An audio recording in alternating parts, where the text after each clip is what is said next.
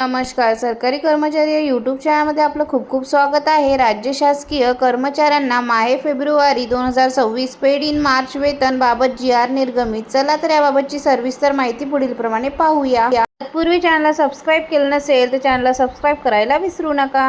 माहे February paid in March वेतनकरिता अनुदान वाटप बाबत शालेय शिक्षण व क्रीडा विभागामार्फत दिनांक 9 फेब्रुवारी 2026 रोजी महत्त्वपूर्ण शासन निर्णय निर्गमित करण्यात आलेला आहे. सदर निर्णयानुसार नमूद करण्यात आले आहे की सन 2025-2026 या आर्थिक वर्षातील शालेय शिक्षण व क्रीडा विभाग करिता अर्थसंकल्पित झालेला व वित्त विभाग करिता बीम्स प्रणालीवर प्राप्त झालेला निधी नमूद नियंत्रक अधिकाऱ्यांच्या अधीनस्थ ठेवण्याकरिता मान्यता देण्यात येत आहे. यामध्ये सर्वसाधारण शिक्षण, प्राथमिक शिक्षण, समग्र शिक्षा